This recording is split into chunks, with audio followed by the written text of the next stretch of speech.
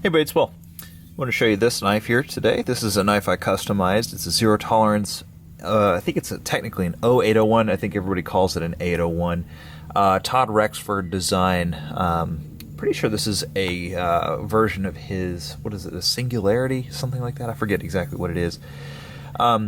Anyway, this is a S110V version, and from what I understand, these are relatively rare. I've never really got into collecting all the little variations on the zero tolerance knives that they have out there, but this, from what I understand, is a very desirable version of this particular knife. I took it in on trade and picked it up, and when I first got it, it had some relatively unappealing handles that are just stonewashed, and I looked at it and I was like, this is an opportunity in disguise, because frankly, the sort of the more plain look is what I like, but you add some refined finishes to it and I think it looks really good. So what I did was I bead blasted the whole thing, and I came back on the inside of the knife. I popped the detent out, which was kind of a bare, and then I polished the inside and jeweled it, and I hope you can see the jeweling on there. So the whole inside is jeweled, and that I think makes this look a little bit nicer. Now I anodized the edges green. I actually Scotch-Brite finished the edges here, gave it kind of a nice sheen to it, and did a green anodization, so the jeweling and that Scotch-Brite there is green. And then I came back and I did about an 800 grit hand rub satin finish on the flats here, which I think looks really good. Once you look at it in the light, it makes a lot more sense.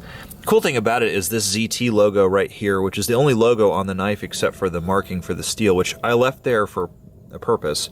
I want people to know that this is a legit S110V blade and not something that somebody just took a LMAX blade and threw it on a S110V frame. But this blade here, of course, is the real deal. But this logo here came out really cool because it's anodized green there, and then once I polished it off, it gets a nice two-tone effect there, which I think looks really good. So I did crown the spine as well, just to give it a little bit more elegance, and I resharpened it. It originally had kind of a lackluster edge, and I think part of that is, S110V is kind of difficult to sharpen, and so even the guys over at Zero Tolerance who are doing this as a factory production, they had a little bit of a hard time sharpening it up to what I would consider an acceptable edge. Now it's really, really sharp. I took it up to, I want to say, about 600 grit or so.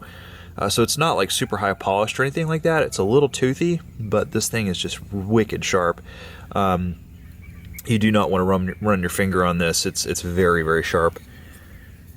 So overall, I'm pretty happy with it. Oh, by the way, I did also satin finish all the screws and everything, and then I took the pocket clip and sanded that out, so it's got a nice satin finish to it now, matching the rest of the blade. Left Todd Rexford's design logo on there, just so, like I said, I just wanted people to know that it is a legit S110V version of this particular knife. Anyway, this one's up for sale. It's on my website right now, www.willmooncustomknives.com. You can visit my website, use my web store to check out. I do take PayPal, and if you want to, you can use your credit card to fund the PayPal transaction. It is a very nice knife. I'm definitely very happy with it. Flips real good. Lockup, it was originally a little bit later, and so I adjusted it a little bit, and now you can tell it's pretty early lockup on it. But the action's really nice. Of course, like I said, I popped the detent out and unbent the lock bar on it to get the jeweling done. So when I went to go put the knife back together, I put a new detent in it, and then I rebent the lock bar to where it's properly tensioned now, so it doesn't have a ridiculous detent or anything like that. It's just perfect, and it flips very nicely. And I did polish up all the innards here, so of course the pivot and everything is nicely polished now. So it flips pretty good. I don't know if it's any better than a typical 801, but I think it's really good. So there you go. I just want to give you a quick look at this. Like I said, it's up on my website, www.willmooncustomknives.com. Go check it out. And while you're over there, see what else I got in inventory. I got a bunch of Sebenzas and stuff right now, but you never know what you'll find over there. And thanks for watching, guys. Appreciate all the support. See you later.